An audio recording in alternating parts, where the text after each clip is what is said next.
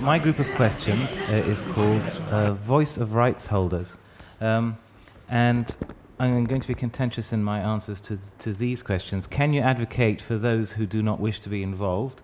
Can rights holders actually participate? Whose voice do we represent, and how do you avoid interpreting? And my contentious answer is yes, no, none of those things. You cannot advocate on behalf of anybody else. You advocate on behalf of yourself. And any organization that is involved in advocacy has its own interests that it's promoting. It may tactically use the voices of other people, and it may purport to represent the interests of other people for the sake of strengthening its argument. But any organization has its own interests at heart whenever it's engaged in advocacy. They may be very altruistic interests, but they are its own interests nonetheless.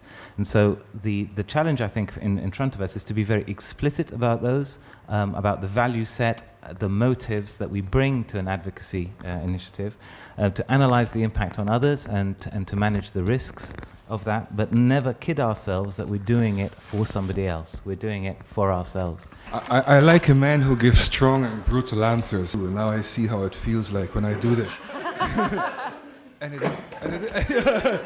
is unsatisfactory. After the initial moment that you say, yeah, sure, you start wondering, but you have only displaced the issues rhetorically by answering that way, according to me. I.e., sure, it's nice to say, we speak for nobody, we only speak for our own interests. Yeah, fine, okay, yeah. Courageous man. But you have only displaced the problems, because all the problems still remain then of what is your legitimacy to do that, and how would you know what the impact is on others? If others could speak and you're speaking louder because you're in a better place to speak loudly, is that right? Is it efficient? Is it sustainable? All the questions really still remain. You haven't solved them, you just have given them a nice spin for a moment. In certain situations where the community people cannot speak for themselves, I think even as an international NGOs, we can speak on behalf of those people, because sometimes we'll have access to different information and we'll know how the international system works. Rather, the community may not know how the system functions. So in such cases, I think we must have the legitimacy. We must have worked with the community so that we can speak on their behalf through our legitimacy. But I think we can also speak on behalf of the community sometimes. But our work, right-based work should be clearly focused on gradually building the capacity, so that later on they gradually become able to speak at the international level as well. When I was in Sudan and Oxfam at the time, when I was working for Oxfam, we got in a little bit of trouble, as I'm sure lots of you know, for being quite critical of the government of Sudan, or that's how it was interpreted. And the government of Sudan called us in and they said, look, we can see what you're doing, you NGOs. MSF will release a press release one week, then Oxfam will do one the next week, then Amnesty the next week, and you'll build the pressure. I thought that's a very good idea, because it simply wasn't happening at all. So I do think we can be more ambitious in terms of how we approach things. And I do think if we are clever and creative about it, we do have more room for manoeuvre than perhaps we sometimes estimate. For me, I think it's a question of clearly analyzing the situation that you find yourself in. And of course, when you talk about duty bearers, we all very rush into highlighting government, the state. But in a conflict situation like ours, for example, in Sierra Leone, where we had the rebel forces that were at some point in charge of, that were controlling exclusively certain areas in the country. The country was divided, and this sort of group is in charge of one area, another group is in charge of one area, and the dilemma is, who are you advocating to, and what will you advocate for? And as I said in my group, considering again what is available, what is even within the capacity of the duty bearers here. I mean, they have a duty to provide something that they do not have the resources to provide. As if we tried to get a standing coalition on Darfur, for example, and everybody to sign up to a centralised strategy, which everybody had to agree to all the different bits, it would be a disaster, and it would take 15 years to create, and by which stage, hopefully, the conflict would be over.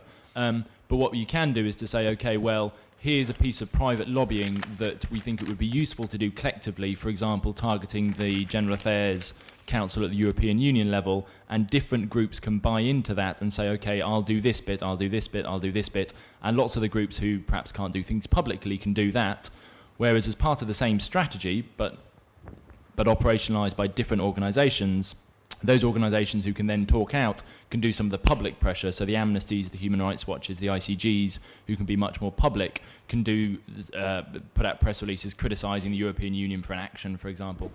If you're an international NGO, I might say don't bother trying to create a solid, effective coalition of civil society organisations in a given country in order to effect real change. Because if it's going to be possible for that coalition to be created, then it's probably going to happen the way that it did in Nepal. And I agree with Stephanie that that the question should be thrown into the audience, because I think that the experience of Nepal with the popular movement and the peaceful uprising in April last year, leading to an end to absolutist royal rule, is an incredibly important one. And one of the interesting and defining characteristics of Nepalese civil society organizations, so far as I have seen, is their tremendous and very resilient independence. And their, I think, quite appropriate wariness and carefulness about taking outside guidance, leadership, financial support, and so on. So one answer to the question would be, if you're an international NGO, don't bother. The second answer to the question would be also, actually, don't bother. Because I think that what is the real goal, right? Is the real goal to win an issue? Or is the real goal to help in the development of a vibrant civil society which is going to push forwards people's rights in that country and is going to, where real change is needed, is going to affect it? If that's the real goal, a vibrant civil society, the sort of the mechanisms and the cartwheels that you have to go through in order to create single, solid, effective coalition might actually be counterproductive. It might not simply be effort wasted, but it might actually be counterproductive. Because a vibrant civil society is one which disagrees with itself, loudly, noisily, irritably, and in the course of it bats down attacks on its rights and moves things forwards. And I think that sometimes we can get a little bit too mechanical in our approaches to these things. Just to sort of take one step away from this session, I would say that right-based approaches shouldn't necessarily and always lead you towards advocacy. That